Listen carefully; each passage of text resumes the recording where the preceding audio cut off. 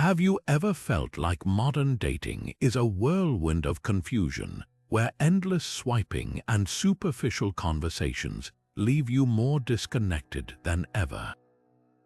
It's easy to feel lost in a sea of profiles, ghosting, and mixed signals, wondering if true connection is even possible anymore. But what if there was a way to step out of that chaos and reclaim your power in relationships, not through complicated strategies or gimmicks, but through timeless wisdom that has guided thinkers and leaders for centuries? Today, we're diving into the world of Stoicism, an ancient philosophy that offers profound shifts to help you date with purpose, clarity, and authenticity. Stoicism isn't about suppressing emotions or being cold and detached. It's about cultivating resilience, focusing on what you can control, and living in alignment with your deepest values. In the context of dating, this means moving beyond reactive behaviors and superficial judgments to build something real and meaningful. Imagine approaching each interaction not from a place of neediness or fear, but from a grounded sense of self-worth and intentionality. That's the power Stoic principles can bring to your love life, transforming how you show up, communicate, and connect. In this video, we'll explore 25 Stoic shifts that can completely reshape your dating experience. These aren't quick fixes or empty tips, they're mindset and action changes rooted in wisdom that has stood the test of time. From learning to detach from outcomes to embracing vulnerability with courage, each shift is designed to help you navigate the complexities of modern relationships with grace and purpose. Whether you're looking for a lasting partnership or simply want to enjoy the journey without losing yourself in the process, these insights will empower you to date more intentionally, authentically, and joyfully. So, if you're ready to step away from the noise and build connections that truly matter, let's begin this journey together. The very first shift we explore is one of the most fundamental principles in Stoicism, focusing only on what is within your control. Think about it. How much mental energy do you spend worrying about whether they'll text back, if they're dating other people, or if they find you attractive enough? The Stoics would call this a misdirection of your energy, a recipe for anxiety and frustration. What you truly control is remarkably simple, yet incredibly powerful: your own intentions, your actions, and your responses to whatever happens. You cannot control another person's feelings, their past, their decisions, or the ultimate outcome of any date. But you have absolute authority over why you are dating, how you show up, and how you choose to react. This begins by setting intentions that are rooted in your core values, not in external validation. For instance, instead of going into a date with the intention of making them like me, your controlled intention could be to be genuinely curious and learn about another person, or to communicate my own values with honesty and warmth. This is a shift from an outcome-based mindset to a process-based one. When your goal is to act with integrity and authenticity, you've already succeeded before you even walk in the door. The date itself is no longer a test you might pass or fail. It becomes an experience you can learn from, regardless of how the other person reacts. This focus radically reduces dating anxiety. The pressure is off because you're not trying to orchestrate a specific result. You're simply committing to your own script, to be kind, to be present, to listen actively, and to be your best self. If the other person doesn't reciprocate interest, it doesn't negate your success. Your success was in upholding your values. This doesn't mean you become indifferent. It means you engage from a place of strength and self-respect. You stop trying to control the current and instead learn to steer your own boat with skill and purpose, which makes every interaction, whether it leads to a second date or not, feel more purposeful and far less personal. Now, let's turn to a powerful and perhaps surprising Stoic practice that can transform your entire approach to dating: negative visualization, or as the Stoics called it, premeditatio malorum, which means the premeditation of evils. At first, this might sound counterintuitive or even pessimistic. Why would you want to imagine things going wrong? But this ancient exercise is actually one of the most effective tools for building unshakable emotional resilience and finding greater peace in the process. Apply this to dating by taking a moment before a date to consciously consider what could potentially go wrong. Mentally rehearse the possibility of rejection, of awkward silences, or of simply not feeling a connection. Imagine the specific scenario. You put yourself out there, you're engaged and authentic, and the other person simply isn't interested. They might not text you again, or they might say so directly. The key here is not to dwell on it with anxiety, but to calmly accept it as a possible, even normal, outcome of putting yourself out there. This isn't about expecting the worst, it's about making peace with all possible outcomes beforehand. By visualizing these scenarios, you accomplish something profound. You disarm them of their power to shock or devastate you. The fear of rejection often looms larger than rejection itself. When you've already sat with that possibility and accepted it, you walk into the date having already processed that particular brand of anxiety. This allows you to show up with a remarkable sense of calm and presence. The pressure to succeed evaporates because you've already seen that even the so-called worst-case scenario is something you can handle with grace. Your self-worth remains intact because it was never on the table for negotiation. Furthermore, this practice has a beautiful secondary effect. It heightens your appreciation for when things go well. By consciously acknowledging that a wonderful connection is not a given, you don't take the good moments for granted. When a conversation flows easily or you share a genuine laugh, you're able to be fully in that moment, appreciating it for the gift that it is, rather than being half-focused on your fear of losing it. This Stoic shift moves you from a place of clinging to specific outcomes to one of grateful participation, making you a more relaxed, attractive, and genuinely engaged dater, no matter what the evening brings. This brings us to the third and perhaps most transformative Stoic shift, embracing Amor Fati, the love of one's fate. While negative visualization prepares you for potential setbacks, Amor Fati asks you to go a step further, to not just accept what happens, but to genuinely embrace it, to love your entire dating journey exactly as it unfolds, including the parts that feel like failures. The Roman Emperor Marcus Aurelius reminded himself to welcome every event, for what occurs is both familiar and destined to happen. Epictetus, a former slave, taught that every circumstance is an opportunity to practice virtue. This isn't about passive resignation.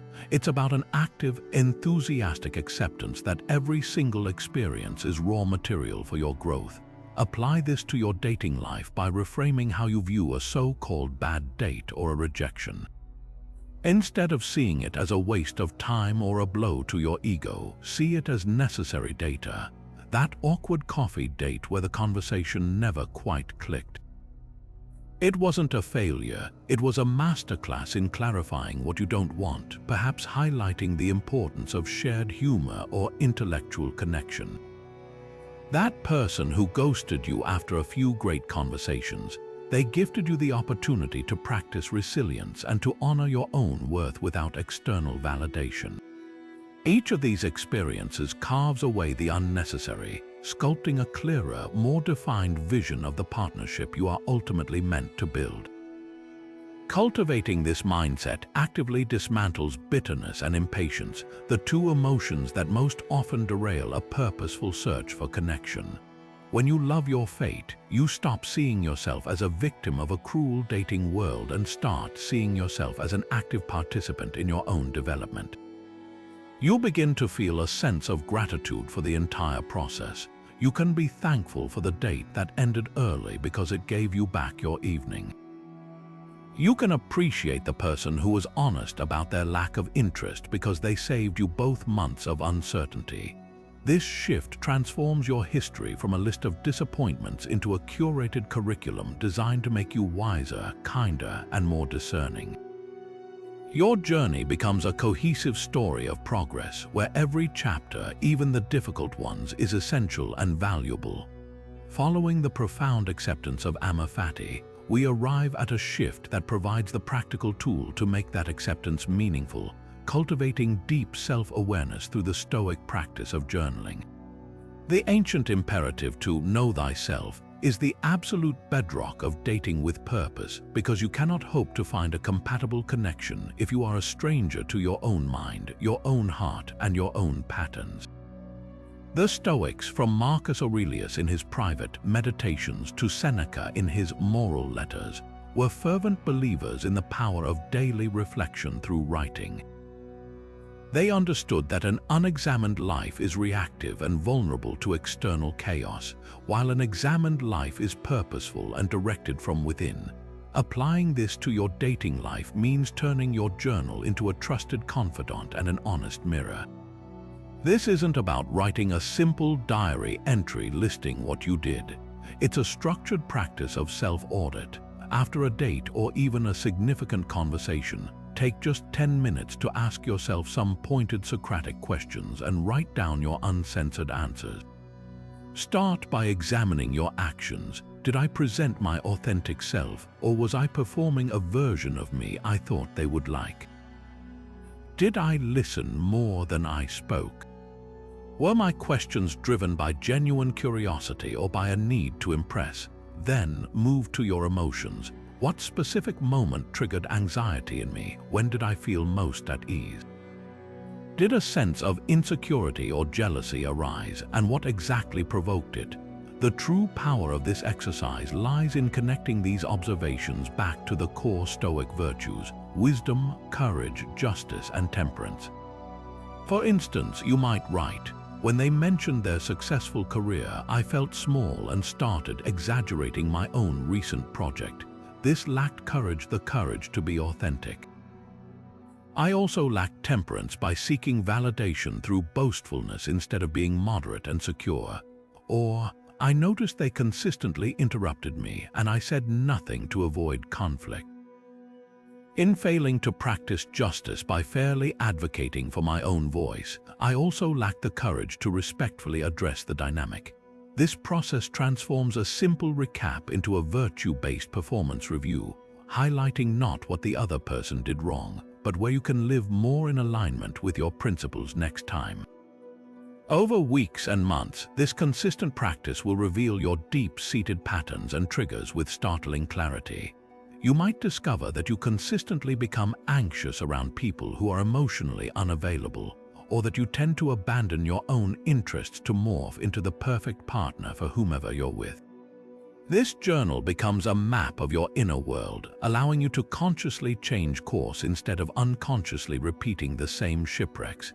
It grounds you in your purpose, reminding you that the goal is not just to find a partner, but to become a person of strong character who is capable of building a healthy, virtuous relationship. By knowing yourself with this level of honesty, you make every interaction, whether it leads to love or not, a deliberate step in your own lifelong journey of growth. Now, if truly knowing yourself provides the internal compass for your dating journey, the fifth Stoic shift provides the powerful motivation to actually use it: the practice of Memento Mori, the remembrance that you will die. This might sound intense or even morbid when brought into the world of dating, but the Stoics saw this not as a dark fixation, but as the ultimate wake-up call to live and to love with profound intention. It is the stark, beautiful realization that your time is a finite, non-renewable resource. You have a limited number of evenings, a limited number of conversations, a limited number of chances to connect deeply with another human being. This realization isn't meant to fill you with dread, but to fill you with purpose, cutting through the noise of trivial concerns and clarifying what truly matters. When you internalize Memento Mori, it revolutionizes your approach to dating by instilling a gentle yet powerful sense of urgency. This urgency has nothing to do with desperation or rushing into commitment. It has everything to do with clarity and discernment. It asks the fundamental question, knowing that my time is precious, is this how I want to spend it? This question becomes a litmus test for every aspect of your romantic life. It encourages you to stop swiping mindlessly for a quick ego boost and instead invest your energy in conversations that have the potential for depth. It motivates you to gracefully exit dates that are clearly going nowhere, not out of rudeness, but out of respect for your own limited evening and for theirs. It pushes you to be more direct and courageous in your communication, because why waste weeks in ambiguous situations when you could seek clarity and either move forward or move on? This practice actively dismantles the habit of settling for less than you deserve out of a fear of being alone. The reminder of life's brevity makes the cost of settling painfully clear. You are trading your one irreplaceable life for mediocrity. Why would you spend months or even years in a situationship that doesn't fulfill you when you could be using that time to either build something meaningful or be open to finding it? Memento Mori shifts your focus from the fear of missing out on a specific person to the far greater fear of missing out on a life well lived. It fuels the courage to walk away from what is merely good to make space for what is truly great, because you understand on a visceral level that someday is not a guarantee. Ultimately, embracing this Stoic shift transforms dating from a passive game of chance into an active, purposeful curation of your life story. It helps you prioritize connections that are not just fun in the moment, but that contribute to a shared vision of a meaningful life. It encourages you to invest in people who align with your core values, who challenge you to grow, and with whom you can envision building a legacy, however small. When you remember that your time is limited, you stop waiting for the perfect moment and start creating it. You become more present, more grateful for genuine connection, and more intentional with every swipe, every message, and every first hello, ensuring that your romantic journey, regardless of its destination, is a rich and purposeful part of your beautifully finite life. Building true emotional resilience is the natural next step after accepting the impermanence of things, and it forms the bedrock of a purposeful dating life. The modern dating landscape is specifically designed to hijack your emotions. Every ping of a notification, every match, every delayed reply is an external event crafted to trigger an internal reaction. The Stoics understood this dynamic perfectly. They didn't advocate for becoming emotionless. Instead, they taught us to see our initial emotional reactions not as commands to act, but as simple impressions, mere data to be examined with a calm and rational mind before we choose our response. This crucial pause is where your power lies. Think of it like this: you match with someone intriguing, you send a thoughtful message, and then silence. Days pass. The ancient reactive part of your brain might immediately spin a story of rejection. They saw it and ignored me. I must have said something wrong. Am I not attractive enough? This impression hits you with a wave of disappointment or anxiety. The untrained mind might react by sending a follow-up message out of that neediness, something like, "Hello," or "I guess you're not interested," which almost never leads to a positive outcome. The Stoic shift happens in the space between receiving that impression and crafting your response. You acknowledge the feeling of disappointment, you don't suppress it, but you then subject the initial impression to a rational cross-examination. You ask yourself, what do I truly know for certain? I know that I sent a message. I know they have not replied yet. That is the entirety of the factual information. Everything else, the story about why they haven't replied, the assumption about their opinion of you, is a fiction your mind has created. They could be incredibly busy, they might have paused their account, or they could simply be overwhelmed with other matches. Their actions are wholly outside your control. This practice of pausing and examining your impressions builds a powerful emotional buffer. It prevents you from being swayed by every single swipe and message, turning the volatile dating world from a roller coaster into a steady path. You stop giving a single match or message the power to dictate your entire mood for the day. This isn't about becoming cold or detached, it's about engaging from a place of strength and stability. When you are not emotionally tossed about by every external event, you become far more attractive. You avoid the classic pitfalls of overinvestment early on, where you build a fantasy future with someone based on a few good texts. You maintain a healthy equilibrium, understanding that until a genuine, consistent connection is established in the real world, these digital interactions are just possibilities, not certainties. This inner fortitude allows you to show up on actual dates with a remarkable calm and confidence. You are not there to extract validation or desperately seek a commitment to soothe your own anxiety. You are there to be present, to assess compatibility, and to share your authentic self without the frantic energy of neediness. This shift transforms your entire presence. People are naturally drawn to those who are comfortable in their own skin, who are not anxiously monitoring their every word for approval. By building this emotional resilience through daily Stoic practice, by consciously pausing before reacting to the endless stimuli of modern dating, you reclaim your inner peace and make yourself a grounded, compelling partner who is dating from a place of wholeness, not lack. This brings us to a Stoic virtue that is absolutely essential for translating all this inner work into outward action: the practice of courage. In the Stoic framework, courage isn't the absence of fear. It is the unwavering commitment to do what is right and necessary despite the presence of fear. It's the wisdom to know that the temporary discomfort of taking a risk is far less painful than the lingering regret of inaction. Nowhere is this more applicable than in the world of dating, where the entire process is essentially a series of small, courageous acts, from sending the first message to being the first to express deeper feelings. Let's be clear about what Stoic courage looks like in practice. It is not a reckless, impulsive bravado. It is a conscious, values-driven choice. Before you act, you use your practiced self-awareness to determine the right action according to your virtues. You decide that expressing your interest to someone you genuinely connect with is the courageous, authentic thing to do. The fear of rejection is present, of course, the butterflies, the what-ifs, but the Stoic practitioner acknowledges that fear as a mere impression and then chooses to act in accordance with their purpose anyway. The goal is not to receive a yes. The goal is to have been brave enough to extend the invitation. The action itself, done with integrity, is the success. This proactive approach is the ultimate antidote to the passive, often frustrating experience of waiting for the other person to make the first move.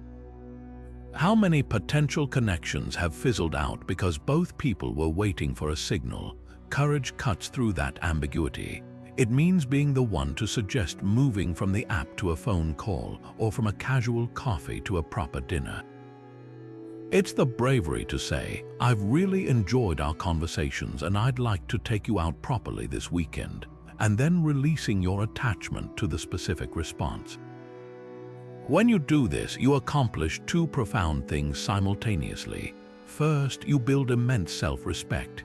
Every time you choose courage over comfort, you send a powerful message to yourself. My desire for connection is more important than my fear of rejection. You prove your own trustworthiness to yourself. Second, and just as importantly, this kind of courageous authenticity acts as a powerful filter. It naturally attracts people who value clarity, confidence, and direct communication, the very foundations of a healthy relationship. It just as effectively repels those who are emotionally unavailable, indecisive, or who thrive on game playing. By stating your interest clearly, you give the other person the opportunity to meet you at your level or to politely decline, which saves everyone an enormous amount of time and emotional energy. Even a no becomes a gift of clarity that allows you to redirect your energy towards someone who is genuinely eager to share it. Ultimately, applying the Stoic virtue of courage transforms your dating life from a passive waiting game into an active, self-directed journey. It replaces the haunting question of "what if they don't like me?" with the empowering statement, "I acted with integrity and I am proud of that." You begin to collect experiences of bravery rather than memories of hesitation, and that portfolio of courage becomes the foundation of unshakable self-confidence. You realize that rejection is not a judgment on your worth, but simply a mismatch of interest or timing, and that the only true failure is the failure to ever try. By consistently choosing the path of courageous action, you ensure that regardless of the outcome on any single date, you are always unquestionably winning. Now we move from the inner work of resilience and courage to its outward application in one of the most critical decisions you will make: choosing a partner. This is Stoic shift number 8, and it centers on the cardinal virtue of wisdom, or what the Greeks called phronsis, practical wisdom. This is the rational, discerning judgment that allows you to see beyond the surface and evaluate a person's character and compatibility with your deepest values. In a culture that often prizes instant chemistry and surface-level charm, Stoic wisdom asks you to pause and look much, much deeper. Think of it this way. Impulse is like being captivated by the cover of a book. It might be dazzling and exciting, but it tells you nothing about the story inside, the depth of its characters, or the wisdom of its themes. Wisdom, on the other hand, is what compels you to read the first few chapters carefully. It's the practice of making a conscious choice based on substance rather than being passively swept away by a feeling. The Stoics warned constantly against being enslaved by first impressions and passions because these are fleeting and often misleading. A spark of chemistry is enjoyable, but it is not a foundation. Wisdom is what builds the foundation. So how do you practically apply this rational judgment? It begins by establishing your own non-negotiable criteria before you are clouded by attraction or infatuation. What are the core values that are essential for you in a long-term partnership? Is it integrity, kindness, ambition, or a shared sense of humor? Then move beyond the abstract. How do these values manifest in a person's daily life? Do they treat waitstaff with respect? How do they speak about their exes or their friends? Do their actions consistently align with their words? This is where you assess character. You are looking for evidence of virtue in their behavior, not just hearing the right answers in conversation. Next, wisdom demands you evaluate compatibility in 3 key areas: values, communication styles, and long-term vision. Values are your moral compass. Are they pointing in the same general direction? Communication style is the vehicle for your relationship. Can you navigate difficult conversations with respect and a desire to understand, or do you fall into patterns of blame and defensiveness? And long-term goals involve the practical map of your lives. While you don't need to have every detail identical, is there a fundamental alignment on big questions like family, lifestyle, and growth? A person might be wonderful and virtuous, but if one of you dreams of a quiet life in the countryside and the other thrives in the heart of a bustling city, wisdom asks you to acknowledge that fundamental mismatch with compassion and clarity. This practice of wise discernment is your most powerful tool against the 2 great enemies of purposeful dating: settling and impulse. It prevents you from settling for less than you deserve out of loneliness or fear, because you have a clear list of what you truly deserve based on character, not just charm. And it protects you from the impulsive decisions driven by intense chemistry that can lead you into relationships with people who are exciting but ultimately incompatible or even unhealthy. By choosing partners wisely, you honor not only your own journey but also the other person's, ensuring that any connection you build is based on a solid, respectful foundation of mutual values and shared vision, making it far more likely to withstand the tests of time and grow into something truly meaningful. This commitment to wisdom in choosing a partner naturally leads us to the next essential Stoic shift: cultivating the virtue of justice in our interactions. In Stoic philosophy, justice is far more than a legal concept. It is a proactive social virtue that encompasses fairness, kindness, honesty, and a fundamental respect for the dignity of every person we encounter. It's the understanding that your search for a partner does not happen in a vacuum. It is a series of human interactions, and each one is an opportunity to act with integrity, regardless of the outcome. When you bring this virtue into your dating life, you stop seeing people as means to an end and start honoring them as individuals on their own unique journeys. Practicing this kind of justice begins with radical honesty about your own intentions from the very start. So often, people hide or obscure what they're truly looking for because they fear it will limit their options. They might downplay their desire for a serious relationship to seem more easygoing, or they might feign interest in commitment to keep a casual situationship alive. A Stoic approach rooted in justice and courage calls for clarity. This doesn't mean you need to announce your 5-year plan on a first date, but it does mean weaving your truth into the conversation early on. You might say, "I'm really enjoying this, and just so we're on the same page, I'm ultimately dating to find a committed partnership," or conversely, "I want to be honest that I'm not in a place for anything serious right now, but I'm really valuing our connection." This transparency is the ultimate form of respect. It allows the other person to make an informed decision about their own time and emotional energy, honoring their right to choose what's best for them. This commitment to fairness extends to how you end things. In the modern dating lexicon, ghosting has become a common, yet deeply unjust practice. From a Stoic perspective, ghosting is a failure of courage and a failure of justice. It treats another person as an object that can be simply discarded when they are no longer convenient, denying them the basic respect of an explanation and leaving them in a state of confused ambiguity. The just alternative is to offer a kind, clear, and direct rejection. It doesn't have to be long, detailed, or open for debate. A simple, "I've really enjoyed our time talking, but I don't feel a romantic connection and don't want to waste your time.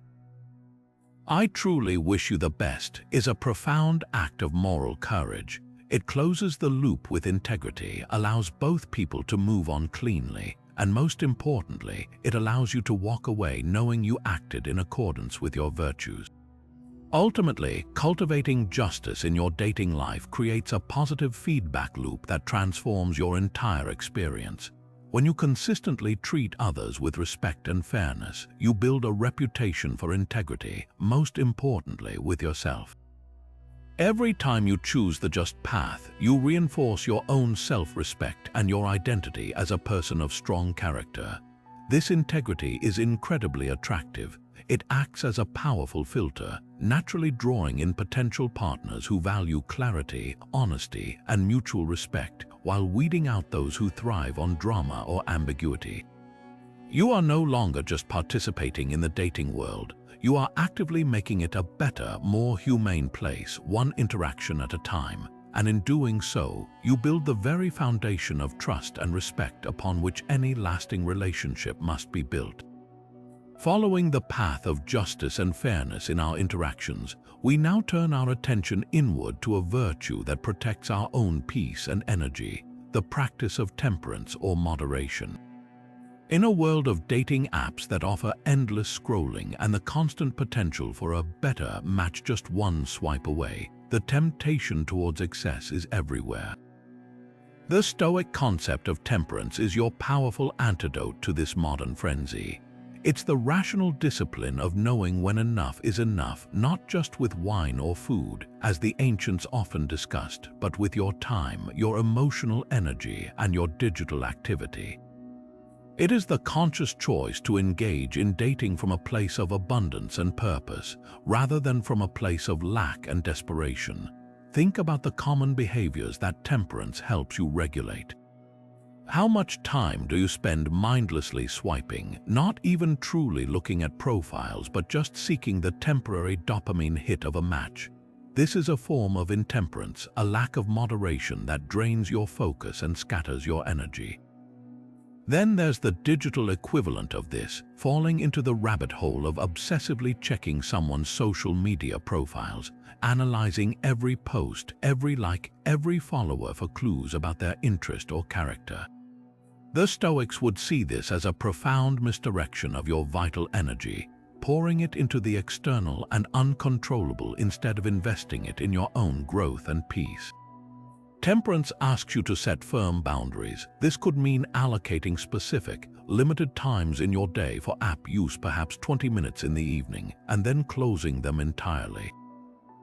It means making a conscious rule for yourself not to look up a date's social media until you've established a genuine connection in person, protecting yourself from forming biased fantasies or unfounded anxieties based on a curated online persona. This disciplined approach is the key to preventing the all-too-common experience of dating burnout.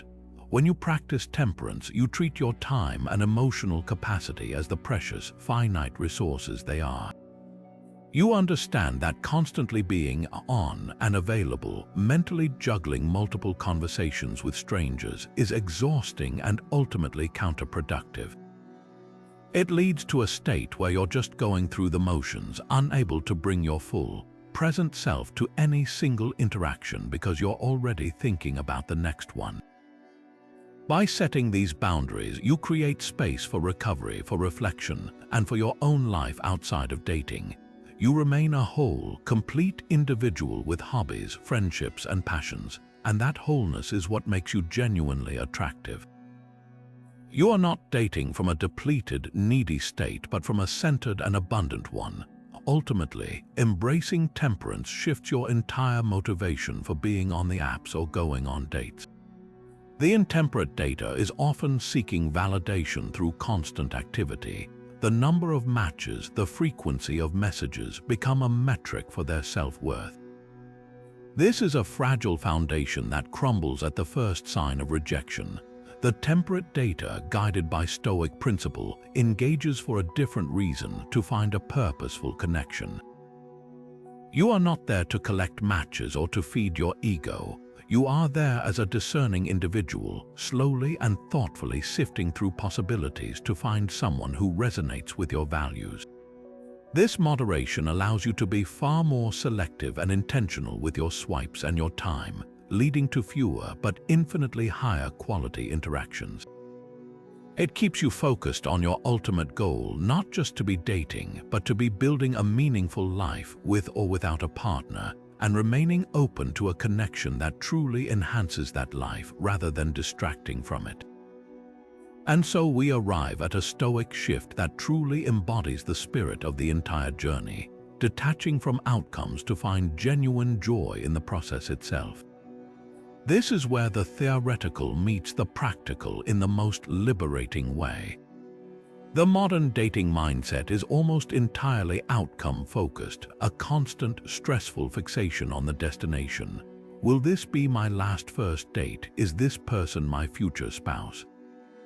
This single-minded pursuit of a specific result turns every interaction into a high-stakes evaluation, laden with pressure that stifles authenticity and suffocates any chance for organic connection.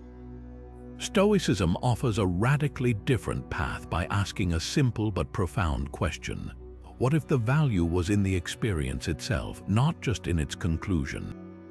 This shift begins with a conscious reframing of what a successful date actually means. Instead of measuring success by whether you secure a second date or a declaration of interest, you redefine it by the quality of the experience and your own conduct. A successful date is one where you were fully present, where you learned something new, whether about another person's worldview, a hobby you knew nothing about, or even something about your own reactions and preferences. It's an evening where you shared a genuine laugh, engaged in a thoughtful debate, or simply enjoyed a good meal in interesting company. When you make this mental switch, you remove the tremendous weight of expectation from both your own shoulders and those of your date. You are no longer two interviewers assessing each other for a lifelong position. You are two curious humans sharing a slice of time together. The practical effect of this mindset is nothing short of transformative. Imagine walking into a date with this relaxed, inquisitive energy. There's no script to follow, no checklist of traits to confirm. You're free to be your natural self because the pressure to perform is gone. This authenticity is incredibly attractive and contagious, putting the other person at ease as well. Conversations flow more naturally because you're not strategically steering them towards a predetermined outcome. You're following your genuine curiosity. You ask questions not to impress, but to truly understand. This is how real connections are built, not through forced compatibility, but through the unexpected discovery of shared values or the delightful friction of differing perspectives. Furthermore, embracing the process protects you from the discouragement that comes with dates that don't lead to a romantic connection. Under the old outcome-focused model, a date without a romantic spark was a failure, a waste of an evening. Through the Stoic lens, it's simply a different kind of success. Perhaps it was a success because you practiced your listening skills. Maybe it was a success because you got a fantastic restaurant recommendation or learned a fascinating historical fact. It could be a success because it provided crystal clear clarity on a value or trait that is non-negotiable for you moving forward. Every single interaction becomes a valuable data point in your journey of self-discovery and a chance to practice virtue, making it impossible to truly have a bad date. This profound detachment from a specific result allows you to engage with the entire messy, unpredictable, and often hilarious world of dating with a sense of playful curiosity and resilient joy, knowing that no matter what happens, you are always growing and moving forward.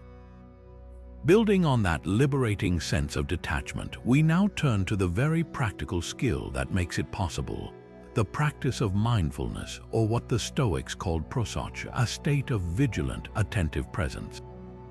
This is the art of anchoring your awareness entirely in the current moment, on the date you are actually on, with the person who is actually in front of you. In an age of relentless digital distraction and internal chatter, this ability to be fully present is not just a nice idea. It's a superpower that transforms the quality of every interaction and allows you to see things with remarkable clarity. The enemy of a meaningful connection is a preoccupied mind.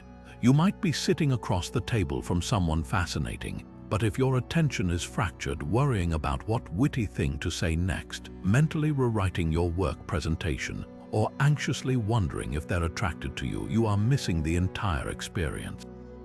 You're not truly there. The Stoics understood that a scattered mind is a vulnerable mind, easily hijacked by impressions and anxieties about the future or the past. Prosoch is the disciplined practice of gathering your attention and placing it firmly on the task at hand, which in this case is the human being sharing their time with you.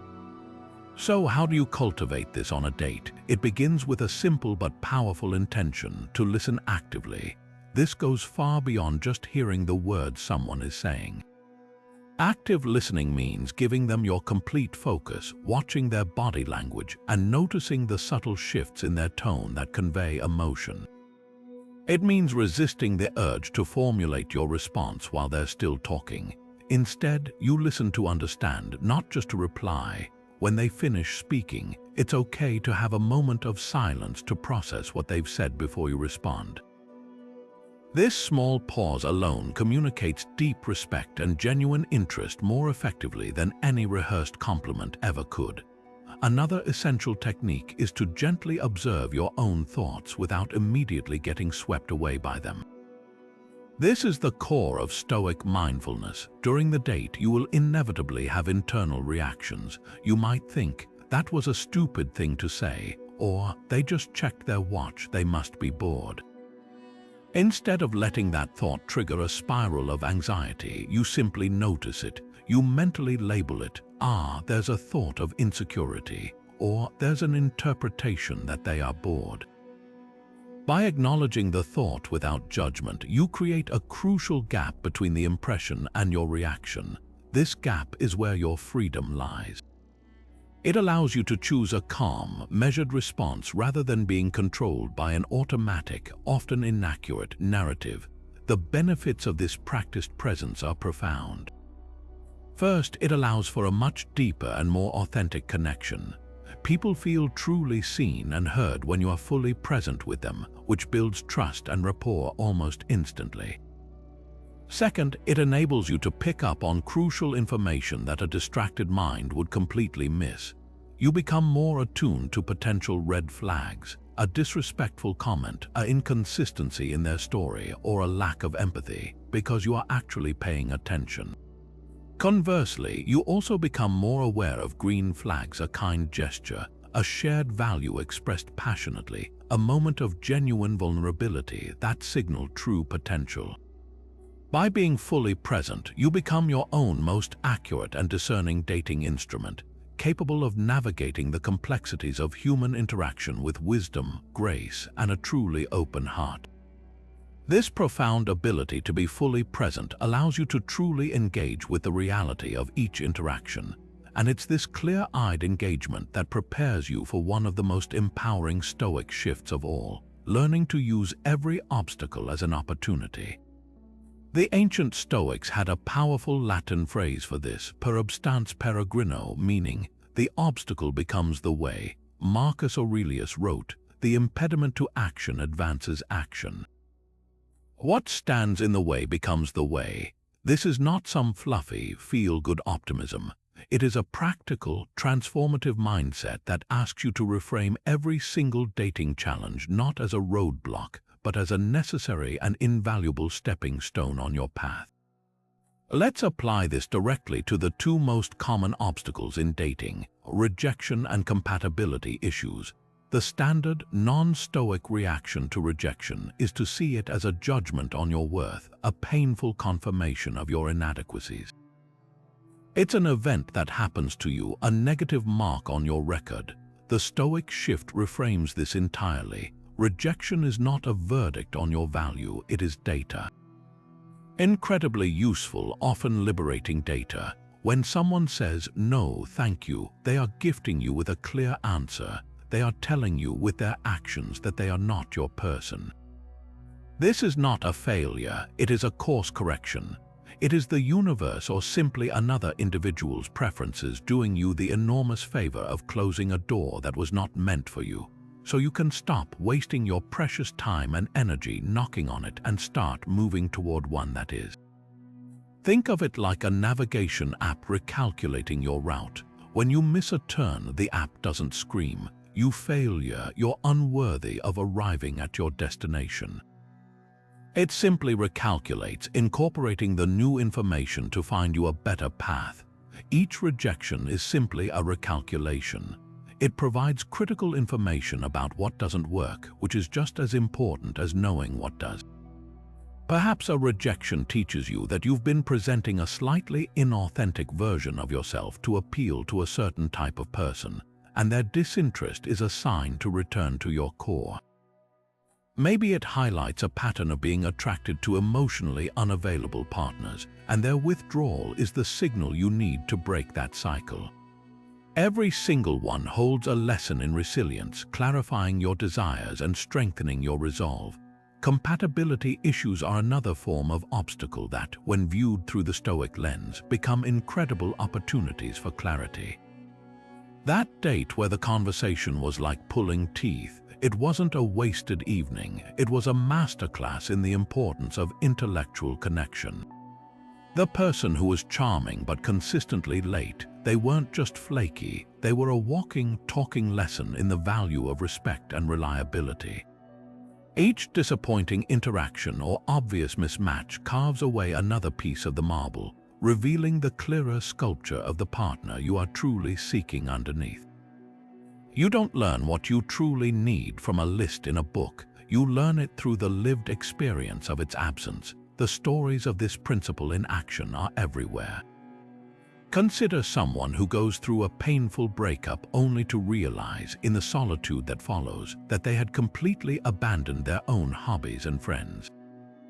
The obstacle of the breakup becomes the way back to their whole self, or someone who is repeatedly ghosted and, in examining the pattern, realizes they've been tolerating ambiguous situations out of a fear of being alone. The pain of being ghosted becomes the catalyst for the courage to demand clearer communication from the start. These setbacks are not detours from your path, they are essential parts of the path itself. They are the training ground where you build the resilience, self-awareness, and unwavering clarity of purpose that will not only lead you to a better relationship, but will ensure you are truly ready for it when it arrives. By embracing this shift, you step into a world where nothing is ever truly wasted, and every experience, no matter how challenging, is fuel for your growth. This brings us to a Stoic principle that is the very bedrock of dating with purpose: cultivating a deep and unwavering sense of independence, a concept the Greeks called autarkeia. This isn't about isolation or pushing people away. It's about achieving a state of self-sufficiency where your happiness and sense of completeness are generated from within, making you a whole person who chooses to share your life with another whole person, rather than a half-person desperately searching for your missing piece. The Stoics believed that a good life is built on virtues that are entirely within your own control, and your emotional equilibrium should be one of them. When you approach dating from this place of wholeness, you transform the entire dynamic from one of need to one of generous offering. Think about the common, often subconscious, narrative that drives so much of modern dating anxiety. I will be happy when I find someone. This single idea places the entire responsibility for your fulfillment onto another person, a burden no one can possibly bear. It turns a potential partner into a service provider for your happiness, and it makes every date a high-stakes audition for the role of my completer. This mindset is the fertile ground for neediness, clinginess, and jealousy, all emotions that stem from the fear of losing your perceived source of happiness. Stoic independence asks you to flip this script entirely. Your mission becomes, I am happy and complete now, and I am open to sharing that happiness with someone who enhances it. The goal of dating shifts from acquisition to connection.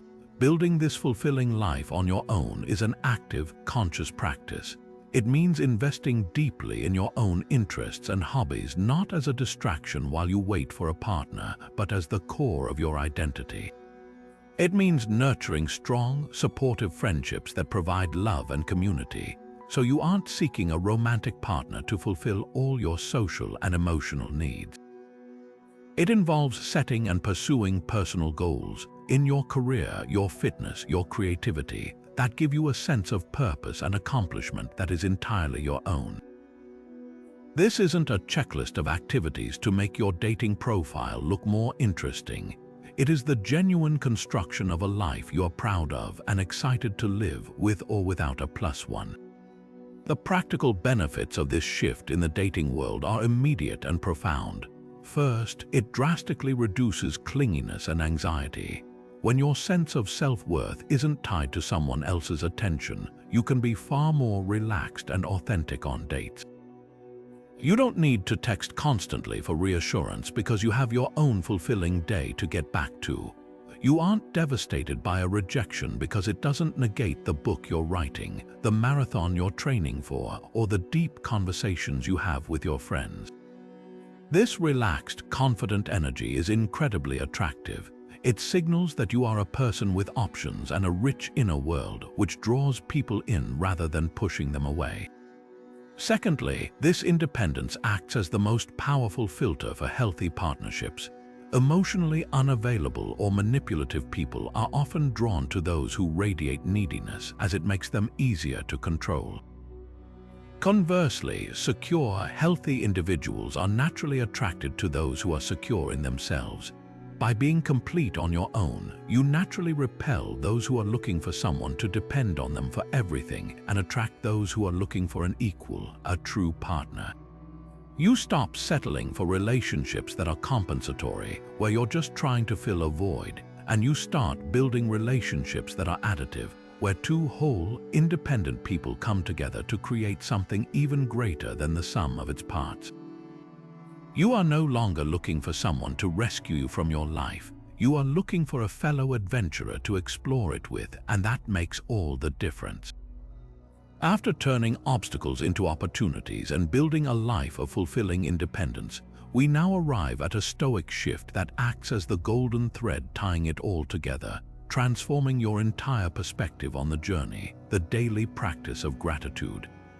In a process as fraught with potential disappointment as dating, gratitude might seem like a naive or simplistic approach, but the Stoics saw it as one of the most profound and powerful disciplines for rewiring the mind away from lack and toward abundance. It is the active, conscious choice to find the value in every single experience, not just the ones that meet our initial hopes. This isn't about slapping a positive affirmation over a painful experience. It's about digging for the genuine, substantive lesson or gift hidden within it. Integrating this into your dating life begins with a simple nightly ritual. Before you go to sleep, take just 2 minutes to reflect on your romantic interactions that day. This isn't a broad, "I'm grateful for love" exercise. It's specific and forensic. Ask yourself, what is one specific thing I can be genuinely grateful for from my dating life today? The answers will vary wildly, and that's the point. Some days it will be easy. I'm grateful for that incredible conversation where we lost track of time. Other days you'll have to look deeper. I'm grateful that the date ended early, giving me back my evening to read my book. Or, I'm grateful for the clarity that came from realizing we want completely different things in life.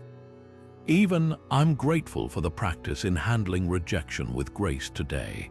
This practice systematically dismantles the habit of negative comparison, one of the greatest thieves of joy in modern dating. When you are trained to look for the gift in your own journey, you stop compulsively looking at the seemingly perfect relationships of others on social media and feeling like you're falling behind. Your focus shifts from what everyone else seems to have to what you are actually gaining: resilience, self-knowledge, stories, and an ever clearer picture of your ideal partner. Gratitude reframes your entire history not as a series of failures leading up to the one, but as a curated collection of essential lessons, each one necessary and valuable. A date that doesn't lead to a second one is no longer a blank space or a negative mark. It is a positive, concrete step that provided you with critical information and experience. This shift in perspective makes the entire process feel more joyful and purposeful because you are constantly collecting wins. Under the old model, you only won if you got a relationship. With a gratitude practice, you win every single day you engage. You win when you have a lovely connection. You win when you learn a tough lesson. You win when you practice courage by sending a message. You win when you practice justice by being kind and clear in your communication. Every single action aligned with virtue becomes a cause for gratitude. This transforms dating from a high-pressure waiting game into an active, daily practice of collecting moments of growth and connection, making you a more positive, open, and attractive person in the process, regardless of where you are in your journey. Now, let's bring all this inner clarity and virtue directly into your conversations with a principle that can make or break any connection: the commitment to develop clear communication, speaking with a blend of honesty and kindness. For the Stoics, communication was a direct expression of one's character, a practical application of the virtues of courage and justice. It takes courage to be honest about your feelings and intentions, and it is an act of justice to treat the person you're speaking to with respect and fairness. In the ambiguous world of dating, where mixed signals and unspoken expectations are the norm, choosing clear communication is a revolutionary act that instantly sets you apart and builds a foundation of trust. This begins with the courage to be direct about your intentions from the earliest appropriate moments. So many dating frustrations stem from a simple lack of clarity. People often hide their true desires, fearing that honesty will scare someone away. But from a Stoic perspective, this is a failure of courage and a disservice to both parties. Your intention is within your control. Expressing it honestly is a virtuous action regardless of the outcome. This doesn't mean unloading your entire life plan on a first date. It means weaving your truth into the conversation naturally. Instead of the vague and overused, "I'm seeing where things go," you might offer something more substantial like, "I'm really enjoying getting to know you, and I feel it's fair to say I'm dating with the hope of finding a serious, long-term partnership." Or if that's not your goal, I'm having a great time and I want to be upfront that I'm not in a place for anything too serious right now, but I value our connection.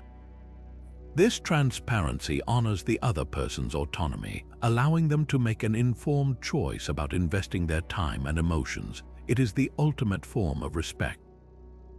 Of course, honesty without kindness can be brutal.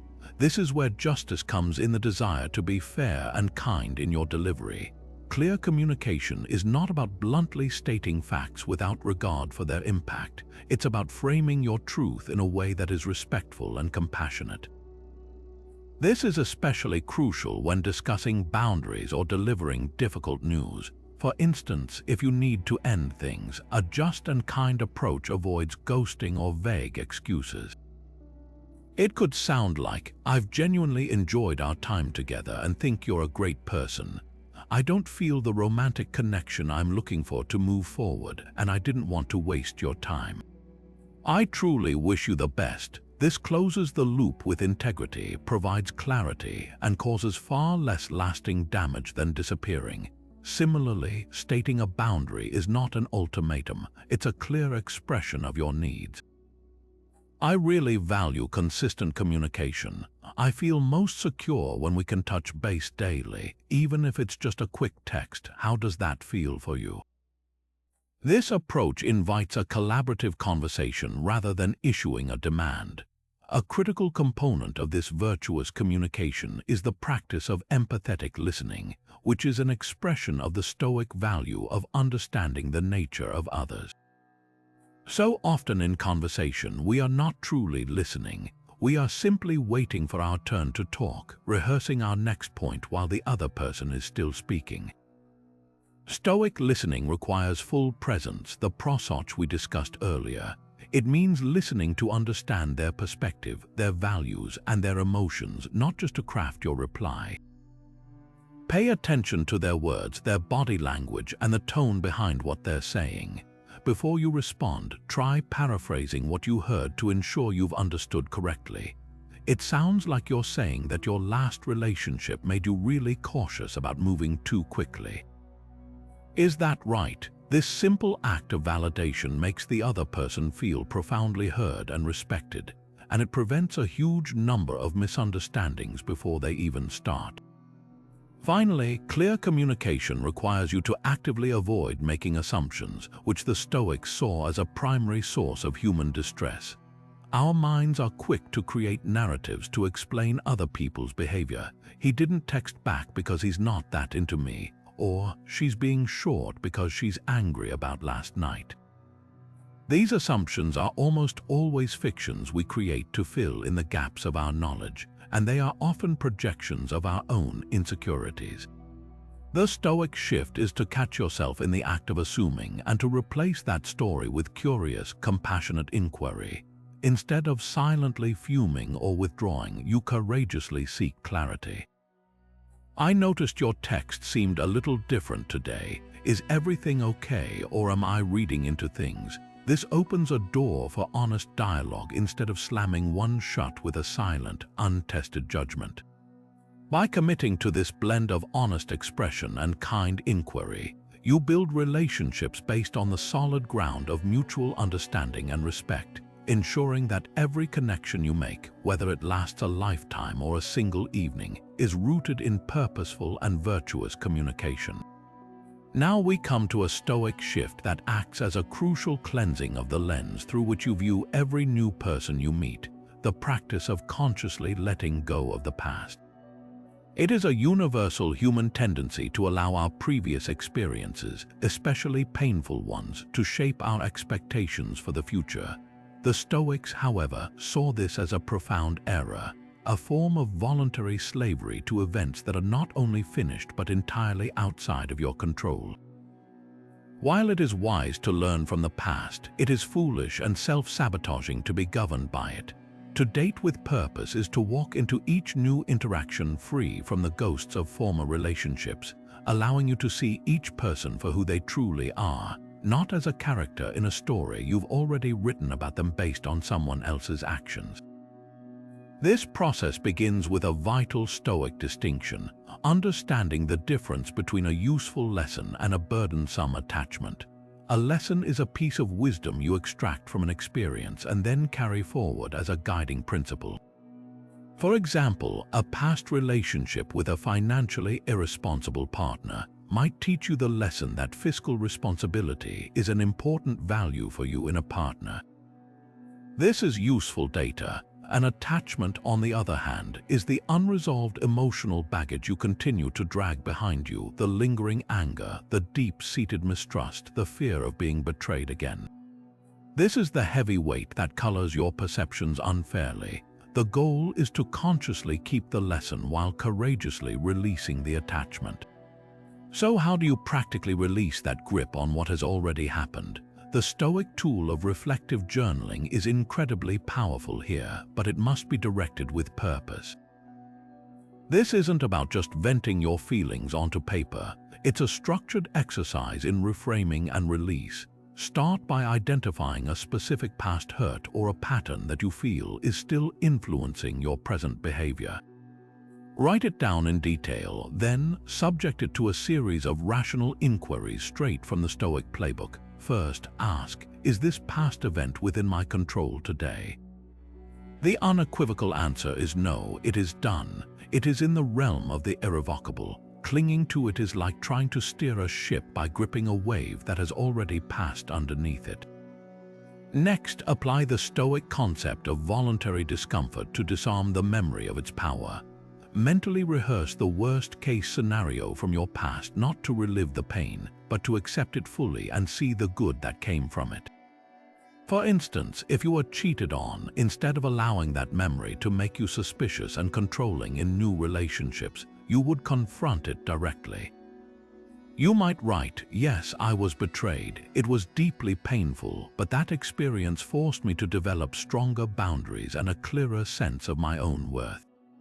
It taught me the importance of transparency, a value I now prioritize. The person who hurt me is gone, but the strength I gained remains. This practice of finding the benefit within the hardship, of seeing how the obstacle became the way for your growth, transforms a source of weakness into a wellspring of strength. It allows you to thank the past for its lessons while firmly closing the door on its power to inflict further pain. Finally, make a conscious, written commitment to new behaviors. Awareness is useless without action. If your pattern is to become jealous easily, your new behavior might be, when I feel a pang of jealousy, I will pause. I will remember that this feeling is an impression from my past, not a fact about my present. I will choose to trust until I am given a concrete reason not to, and I will communicate my feelings with I statements rather than accusations. By scripting this new response, you are not hoping to be different. You are programming yourself to act differently. You walk into your next date having done the work to leave your baggage at the door. You are present, you are open, and you are giving a new person the one thing they truly deserve: a clean slate and a fair chance, unclouded by the actions of those who came before them. This is how you break cycles and build a future that is genuinely new. Building on the foundation of clear communication and letting go of the past, we now arrive at a Stoic shift that redefines the very criteria we use to choose a partner, focusing on character over appearance.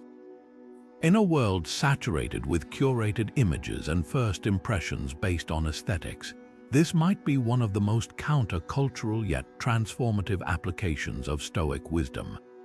The philosophy asks a simple but radical question.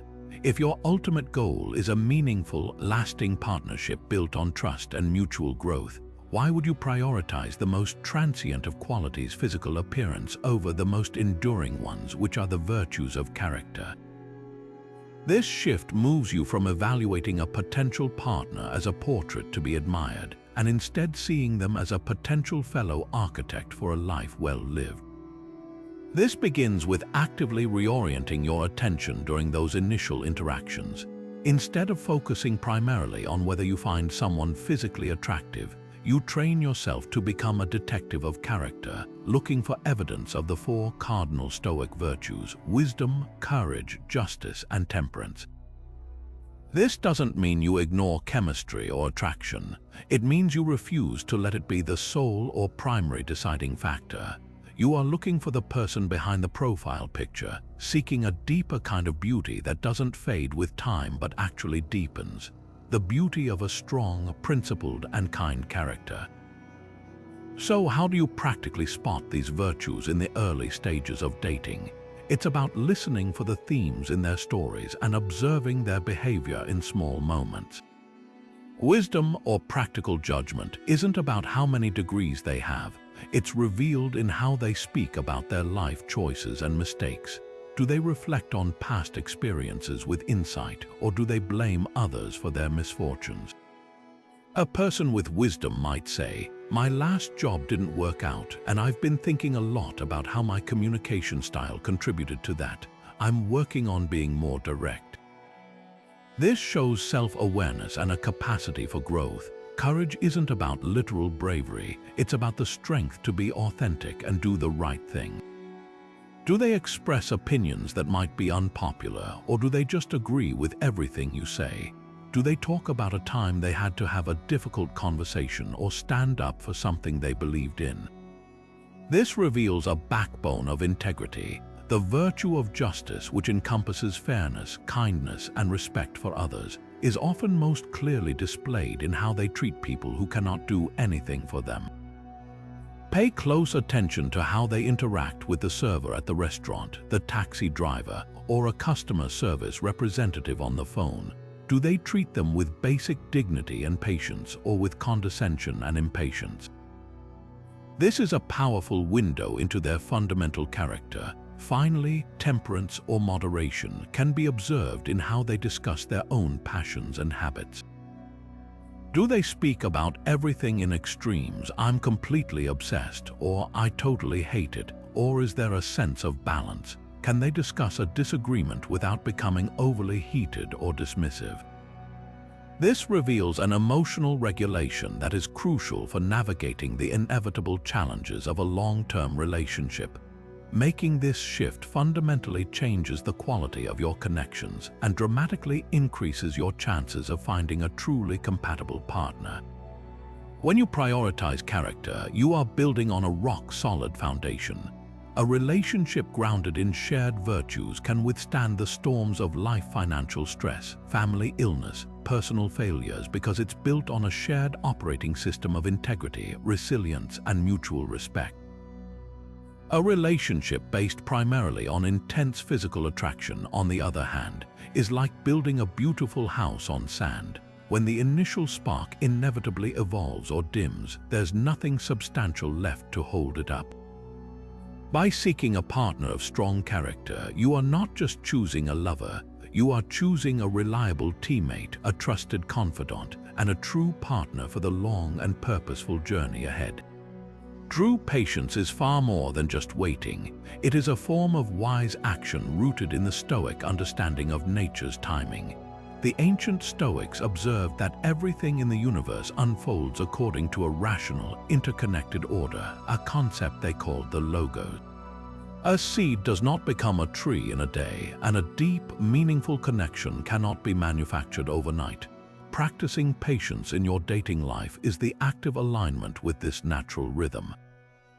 It is the courageous decision to resist the frantic, modern pressure to lock something down immediately, and instead to cultivate a quiet confidence that the right connections will reveal themselves in their own time, provided you are doing your own part by living virtuously.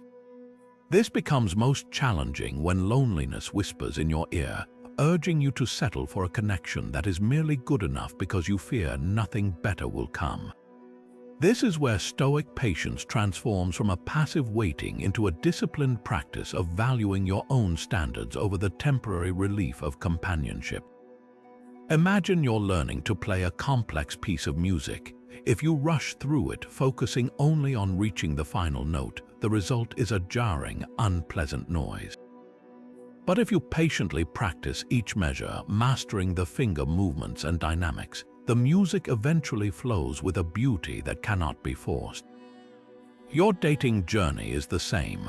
Rushing to the goal of a relationship often creates a dissonant partnership built on neediness, while patiently focusing on each step of your own growth and discernment allows a harmonious connection to develop organically. The practical benefit of this shift is a profound reduction in anxiety. When you trust the timing of your life, you release the exhausting need to constantly manage and manipulate outcomes. You stop frantically checking your phone, you cease overanalyzing every text message for hidden meaning, and you no longer view every first date as a potential soulmate audition. This creates a calm, grounded energy that is incredibly attractive. You become someone who is content and complete in the present moment, and that very wholeness is what draws healthy, secure people toward you. Patience allows you to be fully present on a date, not as a strategist trying to secure the next one, but as a curious individual genuinely exploring a new person. Ultimately, this practice is an act of deep self-respect and high standards. It is the quiet declaration that your time and your heart are too valuable to be invested in something that is not a clear yes. It means you'd rather have purposeful solitude than chaotic companionship. By focusing on your own continuous self-improvement, deepening your hobbies, strengthening your friendships, advancing your career, you are not just waiting for a partner. You are actively building a life so rich and fulfilling that you will only welcome someone into it who genuinely enhances it. You are not putting your life on hold, you are making your life the main event, and in doing so, you become the kind of person who is truly ready for a mature, lasting love when it finally arrives. Setting healthy boundaries is not about building walls to keep people out, but about drawing clear lines in the sand that define where your self-respect begins. This is Stoic Shift 20, and it transforms boundaries from acts of defensiveness into powerful, rational acts of self-preservation and virtue. The Stoics understood that your time, your energy, and your peace of mind are your most precious resources, and to fritter them away on situations that drain or disrespect you is a failure of self-love and a violation of your own purpose. A boundary, in the Stoic sense, is simply a pre-commitment you make with yourself about what behavior you will and will not accept, ensuring your actions remain aligned with your values regardless of how others choose to act. This begins with the core Stoic principle of distinguishing between what is yours to manage and what is not. You cannot control another person's behavior, whether they text you constantly at all hours, cancel plans last minute, or make subtly critical remarks. But you have absolute authority over how long you engage with that behavior and what you choose to tolerate. A boundary is you exercising that control. It is not an attempt to change the other person. It is a clear statement of how you will respond to protect your own equilibrium.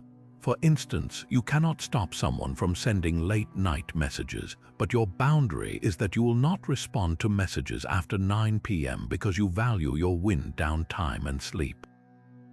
You are not controlling them, you are controlling your own phone and your own availability. Applying this to dating means getting crystal clear on your non-negotiables in 3 key areas: communication, time, and behavior. For communication, this might look like setting a boundary that you will not participate in conversations filled with gossip or negativity, or that you require a certain level of responsiveness to feel engaged. With time, it could mean deciding you will not cancel plans with friends or family for a last-minute date invitation, preserving the integrity of your existing commitments. For behavior, it's about identifying actions that clash with your values, perhaps a pattern of flakiness, disrespectful jokes, or love bombing followed by withdrawal, and deciding in advance what your response will be. The key is to communicate these boundaries calmly and clearly, not as ultimatums but as simple statements of fact about your own operating principles. You might say, "I really enjoy our talks, but I found I need to keep my phone off after 9 to be present the next day, so I'll get back to you in the morning." Or, "I'm looking for someone who is reliable, so if plans are cancelled last minute more than once, it's probably not a good fit for me." The beautiful Stoic truth about boundaries is that they are the most effective filter you will ever employ. When you assert a healthy limit, you are not pushing people away. You are simply giving them an opportunity to show you who they are. A person who respects you and is truly compatible will hear your boundary and adjust their behavior accordingly. They will see it as a sign of self-respect and maturity. A person who is incompatible, however, will test, ignore, or guilt-trip you about your limits. Their reaction is not a rejection of you, it is a gift of clarity, instantly revealing their character and saving you months of emotional investment in a dead-end relationship. Every time you hold a boundary, you are conducting a real-time compatibility test that protects your emotional energy and ensures you only invest deeply in connections that are worthy of your purpose.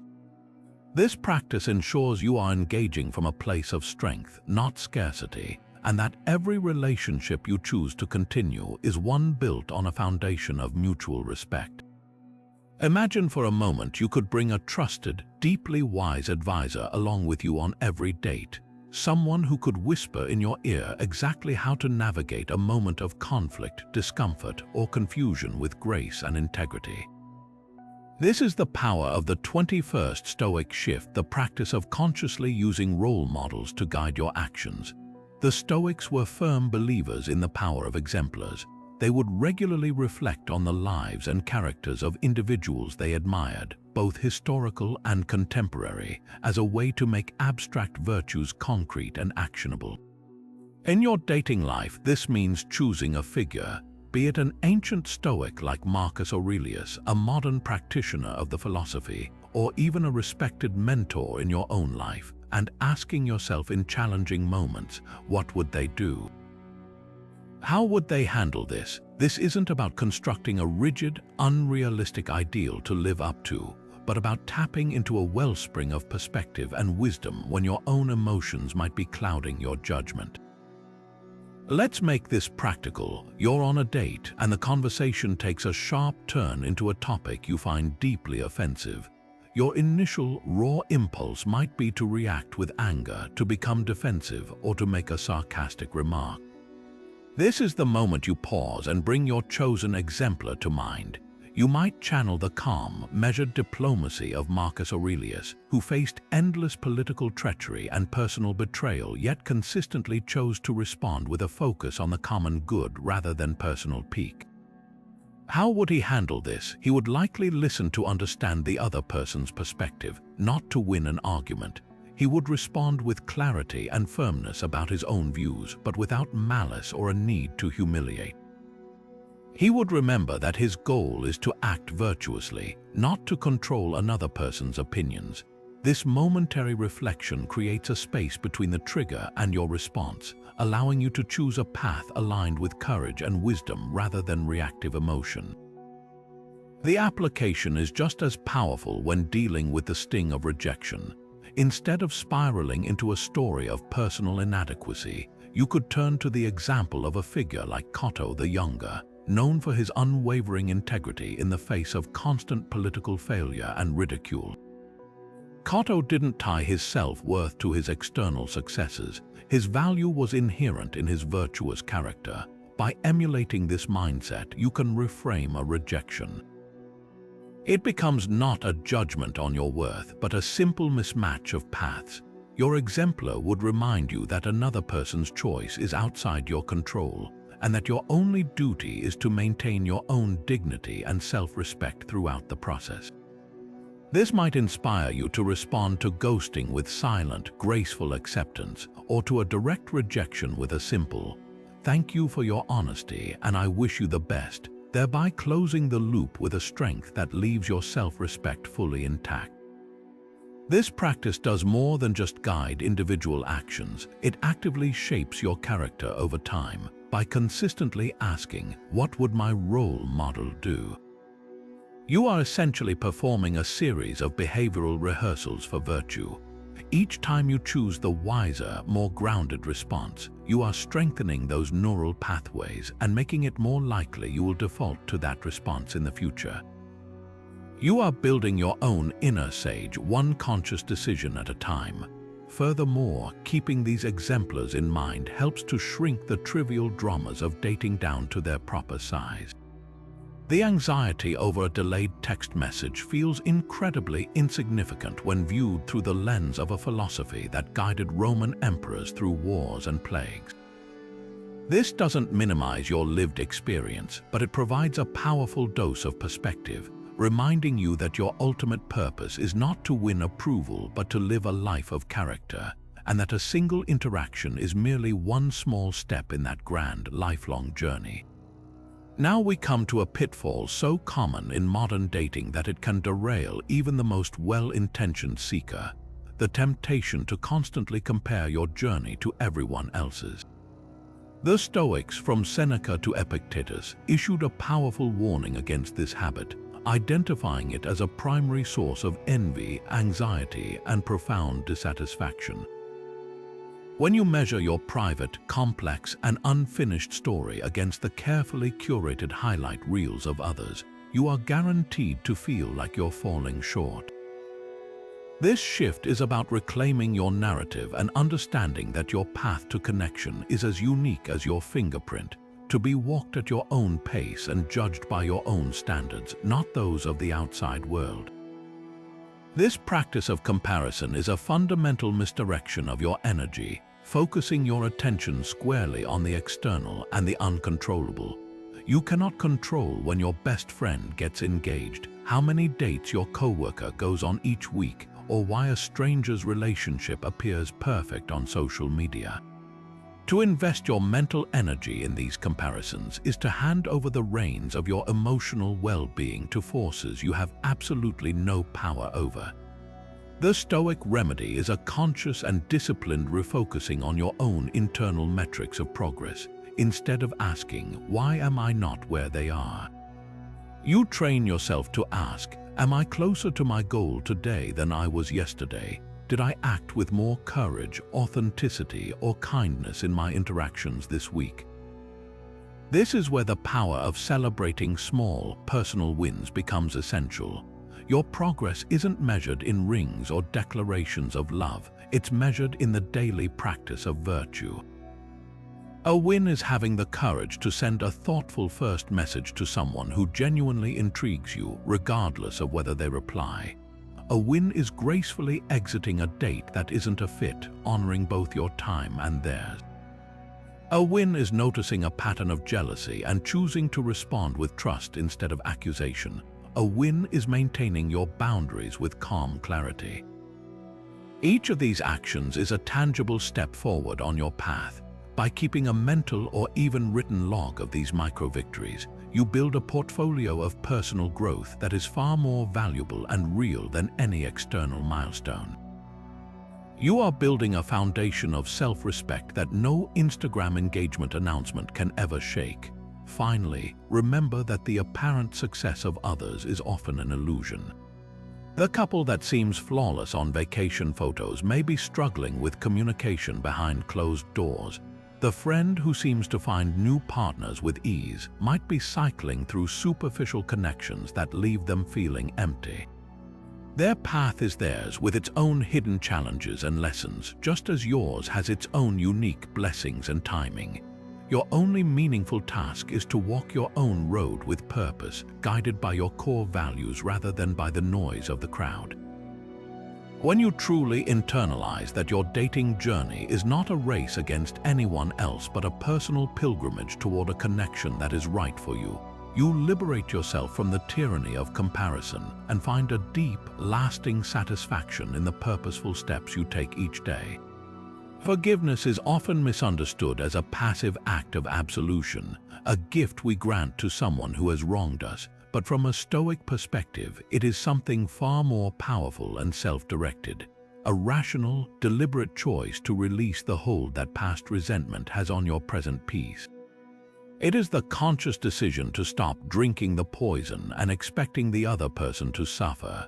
In the context of dating, this practice is a non-negotiable step toward emotional freedom, because an open heart cannot coexist with a clenched fist.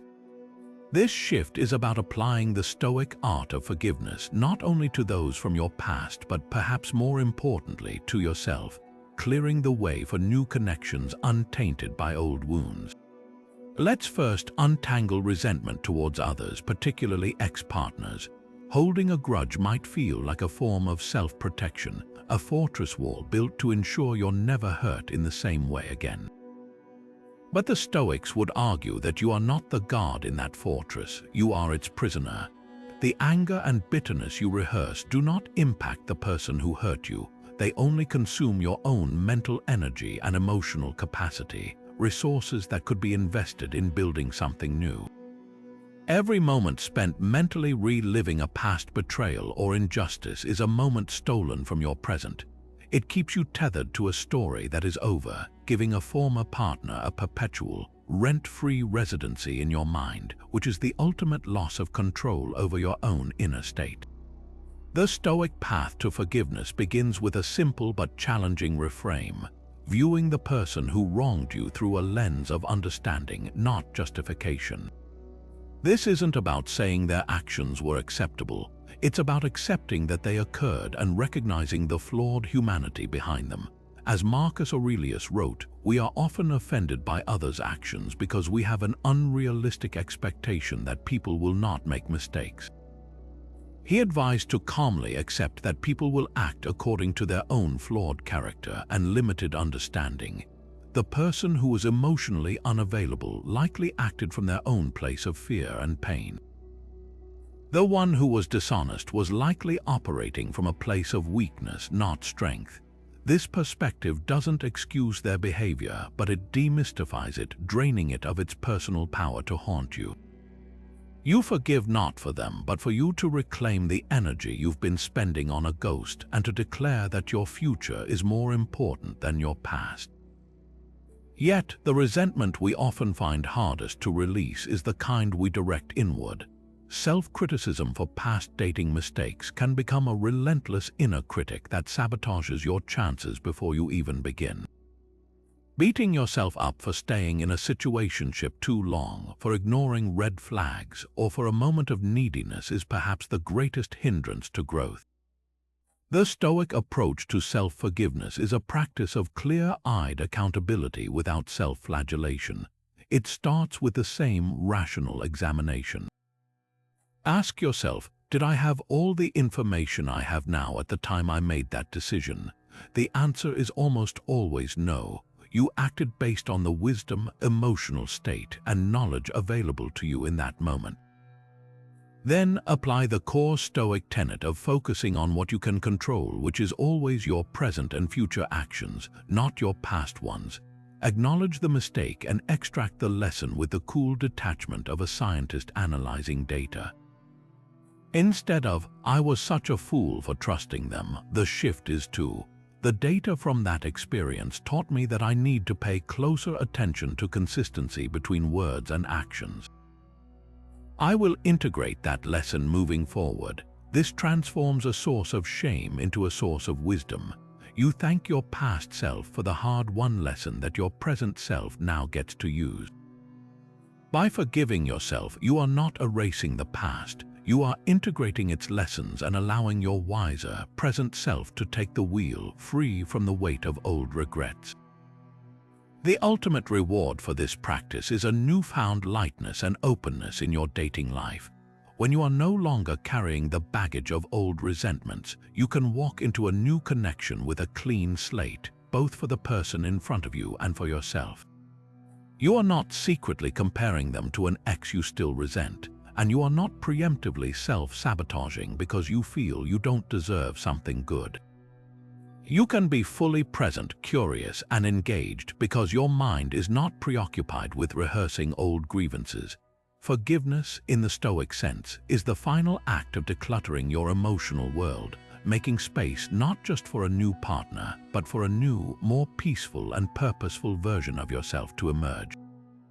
Imagine moving through your dating life not as a detective gathering evidence to build a case for yourself, but as an explorer encountering a fascinating new landscape. This shift in posture is at the heart of our next Stoic practice, one that transforms superficial small talk into the raw material for profound connection, the art of cultivating genuine curiosity. The Stoics were, above all else, philosophers, lovers of wisdom, And wisdom is not something you proclaim. It is something you gather through relentless inquiry and open-minded observation of the world and the people in it. Applying this to dating means you enter every interaction with a primary goal not to impress but to understand. Your mission shifts from seeking to be interesting to becoming intensely interested. This begins with a fundamental reorientation of your intention. Instead of walking into a date preoccupied with how you are being perceived, do they like me? Am I saying the right things? You anchor yourself in a different, more powerful question. Who is this human being, and what can I learn from their unique experience of the world? This simple flip in focus is a direct application of the Stoic virtue of justice, which involves giving others their due. In this context, you are giving them the gift of your full, undivided attention and a sincere respect for their perspective. It immediately dissolves a huge portion of your own anxiety because the spotlight is no longer on your performance. You are no longer on stage, you are in the audience, fully engrossed in the show of getting to know another soul. The practical tool for this is the art of the thoughtful question. Move far beyond the standard interview-style interrogation of "what do you do?" and "where are you from?" These questions tend to yield rehearsed answers and factual data that rarely tell you who a person truly is. Instead, aim for questions that invite reflection, storytelling, and vulnerability. Ask about influences rather than facts. Who has been the most influential person in your life and why? Inquire about moments of learning. What's a failure or mistake that ended up teaching you something invaluable? Explore their relationship with challenges. What does a fulfilling life look like to you beyond the usual milestones? These kinds of questions demonstrate that you are interested in their inner world, not just their external resume. They signal that you value depth and substance, which in itself is a powerful filter. Of course, a brilliant question is useless without the complementary skill of deep, empathetic listening. This is where Stoic mindfulness or prosach returns in full force. Listening deeply means silencing your own internal monologue, the urge to plan your next witty remark, to relate everything back to your own experience, or to silently judge what they are saying. It means listening to understand the person behind the words, their values, their fears, their passions, and the texture of their character. Pay attention to what lights them up, what makes their voice soften, what causes them to pause and choose their words carefully. This is where you gather the most valuable data, not about their compatibility with a checklist, but about their compatibility with your soul. The benefits of this curious, exploratory approach are transformative. First, it is the ultimate antidote to self-centeredness. By consistently turning your focus outward onto the other person, you starve the ego of the oxygen it needs to fuel anxiety and neediness. You become less invested in crafting a perfect image and more invested in appreciating the unique individual in front of you. Second, it makes every single date, without exception, a rich and enriching experience. Even if you discover there is no romantic spark, you walk away having learned something new, a fresh perspective on a historical event, an insight into a different industry, a book recommendation that changes your thinking, or simply a deeper understanding of human nature. No time is ever wasted. Ultimately, this practice aligns perfectly with the core Stoic goal of treating every interaction as a chance to learn and practice virtue. A date is no longer a pass-fail test, but a field exercise in curiosity, patience, and respect. It ensures that you are constantly growing and expanding your understanding of the world through the people you meet.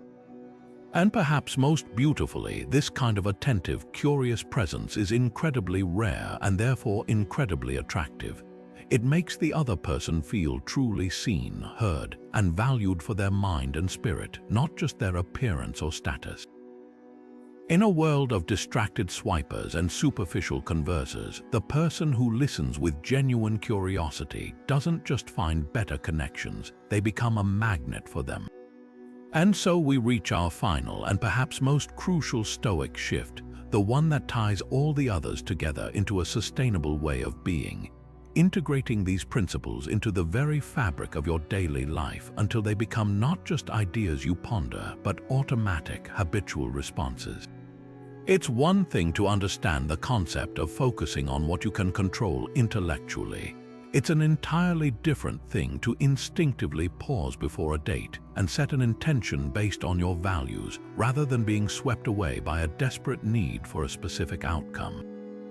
This shift is about moving from theory to practice, from occasional effort to consistent embodiment, transforming your entire approach to dating from a sporadic performance into a purposeful, virtuous journey that unfolds day by day.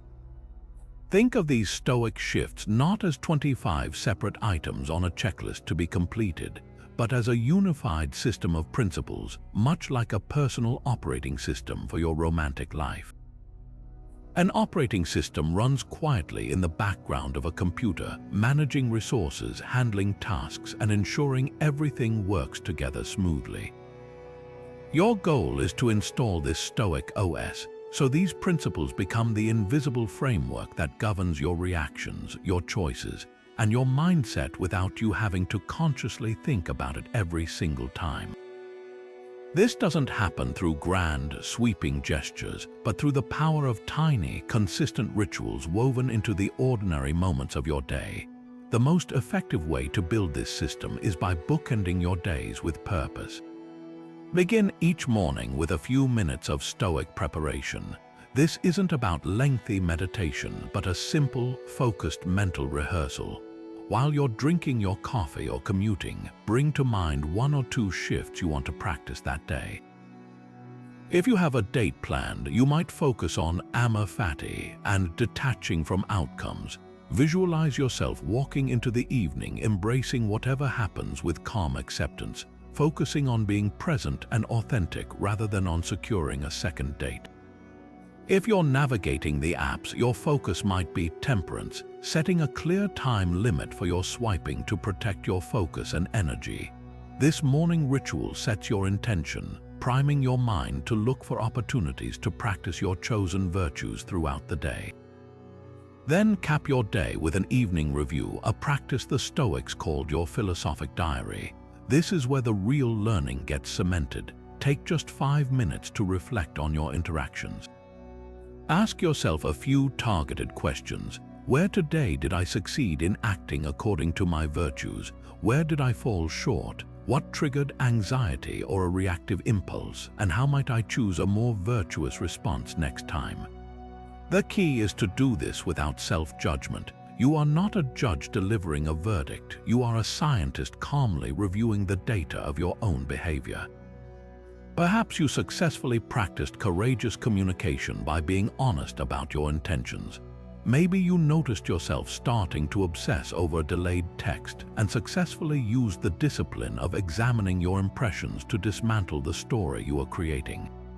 Or perhaps you acknowledge that you failed to hold a boundary and agreed to a date you didn't really want to go on.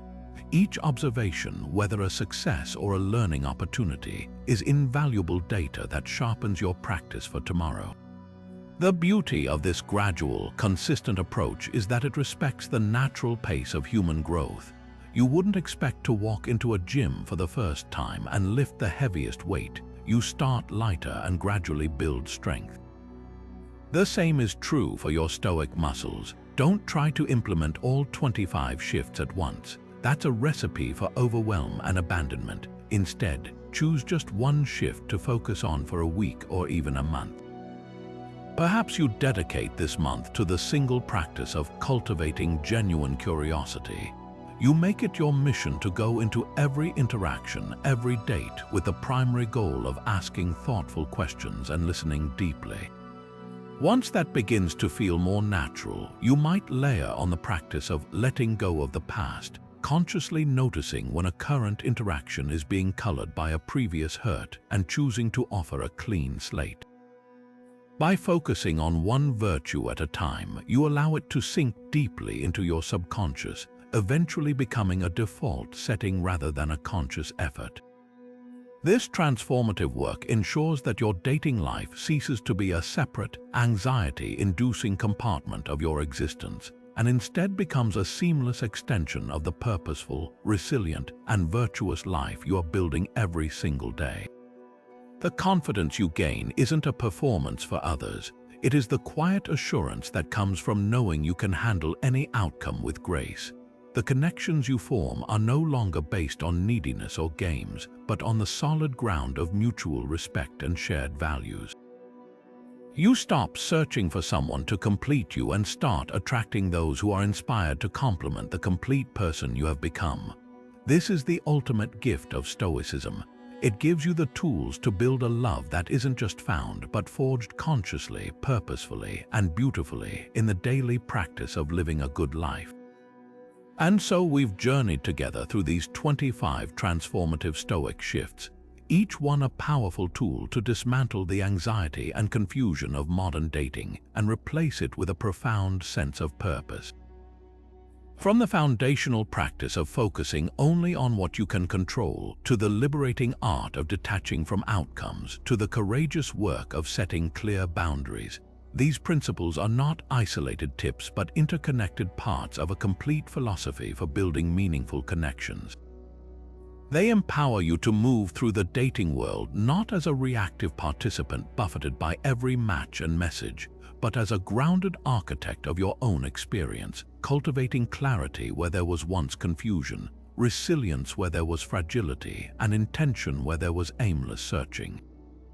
This might feel like a lot to integrate all at once, and that's perfectly okay. The beauty of this path is that you don't have to master everything overnight. The most powerful step you can take is to start small. Choose just one shift that resonates most deeply with where you are right now. Perhaps it's the daily practice of journaling for self-awareness, taking just 5 minutes each evening to reflect on your interactions and extract a lesson. Maybe it's experimenting with negative visualization before your next date, mentally rehearsing acceptance of any outcome to disarm anxiety and show up with remarkable calm. Or it could be as simple as committing to the virtue of justice in your communication, vowing to be clear and kind in your intentions and to never ghost someone again. A single, consistent practice is like a stone dropped in a pond. The ripples will naturally expand to touch every other part of your approach. As you embark on this experiment, remember you're not alone. We are all students in this, learning to apply ancient wisdom to the complexities of modern hearts. I encourage you to share your journey in the comments below. Tell us which shift you're starting with and what you discover. What challenges did you face? What small victories did you celebrate? By sharing our experiences, we create a community of practice, learning from and supporting each other as we navigate this path with more wisdom and less worry. Ultimately, this is about far more than just improving your dating life. These 25 shifts are a gateway into a broader, more fulfilling way of being. Stoicism is not a mere dating strategy. It is a complete life philosophy for cultivating unshakable inner strength and lasting peace, regardless of your relationship status. The same principles that help you handle rejection with grace will help you navigate a career setback. The same focus on character that guides you to a better partner will guide you to become a better friend, family member, and citizen. The resilience you build waiting for a text message will be the same resilience that carries you through life's inevitable hardships. This journey begins with dating, but it doesn't end there. It invites you to embrace a life of virtue, purpose, and profound self-mastery, empowering you to build not just better relationships, but a better, more meaningful life.